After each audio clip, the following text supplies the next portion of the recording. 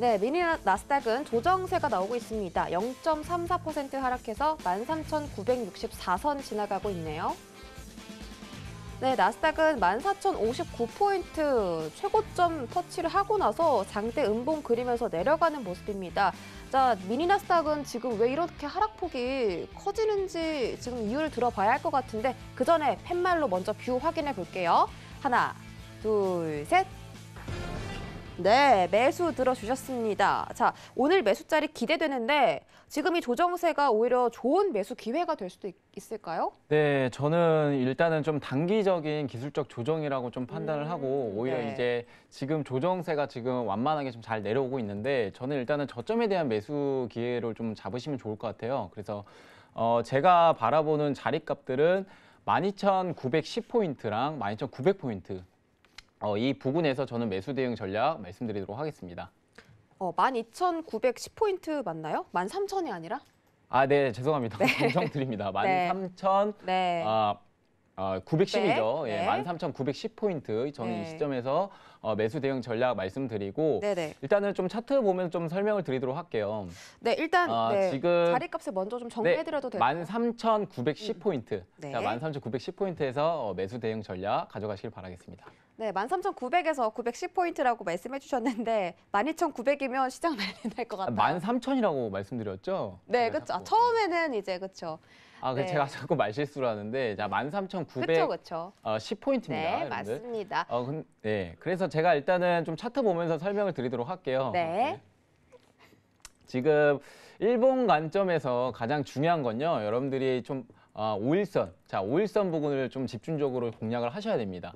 우리가 최근 이제 방향성을 좀 놓고 봤을 때는 인프라 투자로 이 긍정적으로 좀 받아들여지는 부분에서 계속적인 이 완만한 상승세가 만들어졌습니다. 근데 이 차트를 놓고 봤을 때, 자 기술적으로 좀 여러분들한테 말씀을 드리면 최근 이제 상승세가 나오면서 자 5일선 주기로 계속 지지를 받아주면서 완만하게 상승을 했습니다. 근데 이게 이제 5일선 이탈 부분이 어디 부분에서 좀 나왔냐면 이제 가장 중요한 4월 13일 캔들입니다.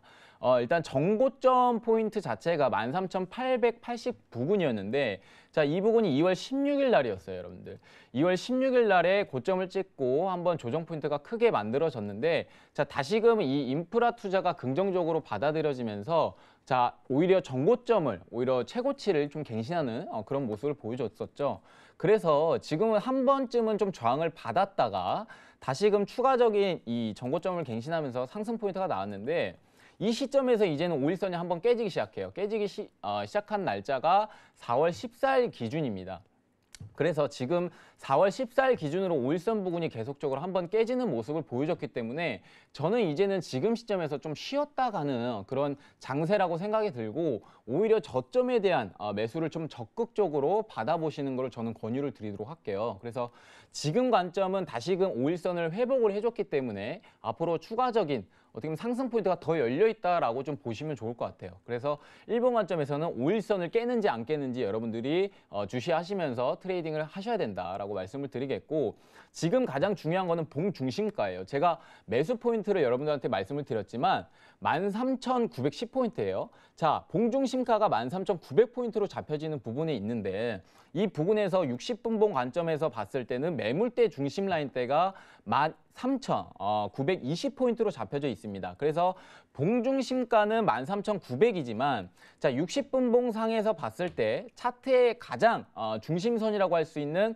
12,920포인트가 있으니 이 사이에서 들어가시는 겁니다. 매수 전략을. 그래서 제가 13,910포인트에서 말씀을 드린 거고 지금은 다시금 반등이 나오고 있는 부분인데 이 반등에 대한 모습을 오히려 이제 종가 기준으로 좀 보셔야 되는 부분이 뭐냐면 일단 여러분들 기억하세요. 자, 13,980포인트가 상당히 좀 중요합니다. 이 관점에서 만약에 종가 기준으로 이 매도 저항선 라인을 만들어주게 된다면 저는 오히려 이제 제가 앞전에 일봉상에서 말씀드렸던 13,900까지도 내려올 수 있다. 조정이 13,900까지도 내려올 수 있기 때문에 지금 관점에서는 큰 폭으로 하락하는 이 국면에서 오히려 조정이 어디까지 열려 있는지는 그 누구도 모릅니다. 확신을 가질 수가 없기 때문에 저는 일단은 제가 바라보는 관점 자체는 13,980을 12시죠. 이 시간 넘어가는 12시까지 지켜줬을 때 오히려 추가적인 상승 포인트가 나올 수 있으니 그때 가서 매수 대응해도 늦지 않거든요.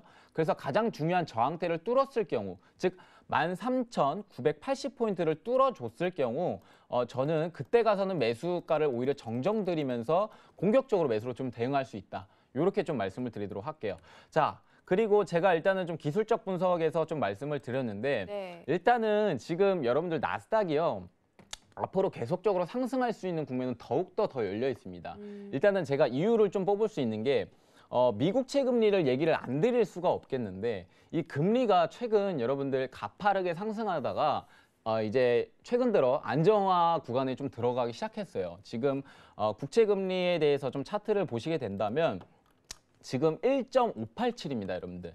1.587은 이미 왔던 금리 구간이고 지금 관점에서 1.7 뭐 이렇게 가파르게 상승하는 국면이 아니기 때문에 오히려 지금 나스닥 뭐 성장주라든지 뭐 가치주 이런 중심에서 금리에 대한 영향이 좀 적은 그런 나스닥의 방향성이 오히려 더 고점 랠리를 이제 형성할 가능성이 상당히 높다라는 판단이고 최근 이제 미국 채금리가 안정화 구간에 이제 들어갔다는 이유가 이제 한 3가지 정도가 있습니다. 우리가 이제 첫 번째 이유로 놓고 봤을 때 인프라 투자죠. 인프라 투자를 통해서 오히려 이 재정 마련을 하는 데 있어서 사실상 이 대규모 물량을 오히려 공급, 즉 국채를 발행을 해야 되기 때문에 지금 관점에서 오히려 국채 금리가 상승할 수밖에 없습니다. 근데 지금 이 재정 마련을 법인세를 두고 마련을 한다. 이런 식으로 계속 얘기가 나오고 있어요. 근데 지금 이제 조사를 한 결과 이 법인세를 통해서 재정 마련을 하는 것과 즉 인프라 투자, 오히려 국채 발행량만으로 재정 마련을 하는 것과 이거를 결국 조사를 했었어요. 이제 미국의 한 퀴니피액 대학이라고 있는데 그 대학에서 이제 설문조사를 합니다. 이제 법인세를 포함한 인프라 투자의 찬성 비율이 그냥 이제 국채 발행량, 국채 발행을 해서 인프라 투자를 하는 그 찬성 비율보다 훨씬 더 높았다라는 거예요. 그러니까 인식 자체가 지금 관점에서 오히려 법인세를 통한 재정 마련이 좀 더 부각되고 있기 때문에 지금 관점에서는 오히려 미 국채 금리가 공급적인 측면에서 좀 우려가 해소된다. 이런 측면이 좀 받아들여지기 때문에 오히려 미국채 금리가 지금 안정화 구간에 들어갔다는 판단이고 자, 두 번째 이유로 놓고 봤을 때 미국채 수요가 살아났다라는 겁니다. 최근 이제 우리가 이제 말씀을 좀 드려봤을 때 미 국채를 이제 엄청나게 좀 보유량이 많은 국가들은 일단 일본이에요, 여러분들. 일본이 제일 미 국채를 가장 많이 가지고 있는데 2월 달까지만 해도 사실상 이 국채 매도량이 좀 많았어요, 일본에서. 그래서 한 2조 국채 물량을 거의 다 던졌었는데 최근 들어 1.7조 정도의 이 국채를 다시 매수를 했다는 그런 얘기들이 계속 나오고 있어요. 근데 팩트예요. 지금 팩트로 일본은 국채 매수를 하고 있는 와중에 있고 다른 이제 여타 뭐 유럽 국가들이라든지 이 미 국채 즉 장기물에 대한 중심으로 수요가 계속적으로 살아나고 있어요. 제가 이런 얘기를 왜 말씀을 드리냐면 미 국채를 계속적으로 사려는 사람이 많았을 때 오히려 금리가 상승하는 거를 좀 제한을 준다라는 거거든요. 이게 국채 가격이 오히려 오르게 되니까 사실상 사려는 사람이 많다 보니까 국채 가격은 올라가게 되고 국채 금리는 오히려 떨어지게 돼 있습니다. 이거는 시장에 대한 원칙인데 결국적으로 지금 수요가 많아지다 보니까 국채 금리가 안정화에 들어섰다는 판단이에요. 그래서 지금은 되게 뭔가 증시 상황으로 놓고 봤을 때 되게 우호적인 환경이 만들어지고 있다. 이렇게 좀 여러분들한테 판단 드릴 수가 있겠는데 그래서 제가 말씀을 드리는 거는 오히려 지금 기술적 조정이 내려온다라고 했을 때 오히려 지금 매수에 대한 관점 트레이딩을 가져가시길 바랄게요. 이게 훨씬 더 유리하게 전략을 가져가시는 거니까 여러분들 꼭 명심해 주시면서 이제 대응을 하시길 바라겠습니다.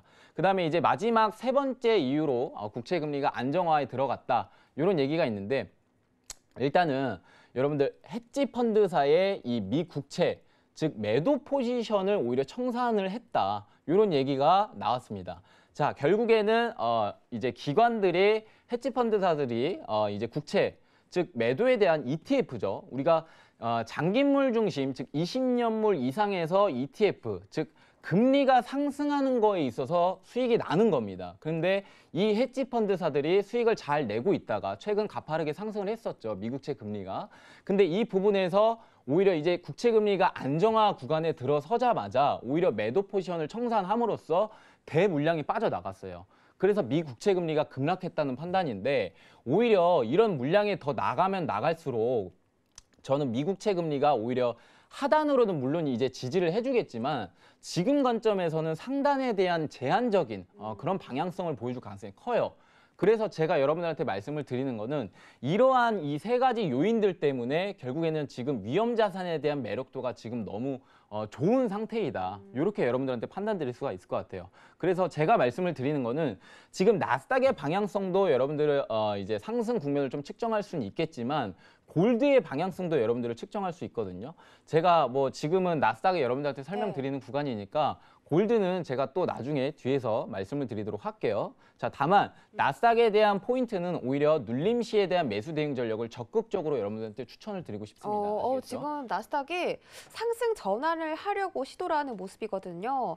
14,010포인트까지 다시 한번 복구가 되면서 하락폭을 만회해가는 그런 그림을 보여주고 있습니다. 근데 지금 네. 관점에서 네. 제가 중요하게 좀 말씀을 드리고 싶은 거는 일단은 좀 차트를 보면서 좀 설명을 드리고 싶은데 지금 14,050부근과 이 40부근 있죠. 네. 고점 회복한 지 얼마 안 됐어요, 여러분들. 고점 회복한 지는 얼마 안 됐지만 지금 관점에서 오히려 이 고점에 대한 부담, 즉 이 부담 리스크가 좀 작용을 하기 때문에 오히려 이 고점에 대한 매수는 좀 저는 추천드리고 싶진 않아요. 왜냐하면 위에 대한 즉 기술적으로 봤을 때 저항대 부분이 없어요, 사실상. 우리가 최고치를 갱신을 했기 때문에 지금 관점에서는 저항대를 체크를 할 수가 없습니다, 기술적으로. 그래서 제가 오히려 말씀을 드리는 거는 어느 정도 좀 조정 포인트가 내려와야 된다. 즉 13,900 최소 못해도 이 900 언저리 부분까지는 내려와야 되는 부분이기 때문에 오히려 지금 반등이 나온다고 하더라도 여러분들 무리하게 대응하시지 마시고요.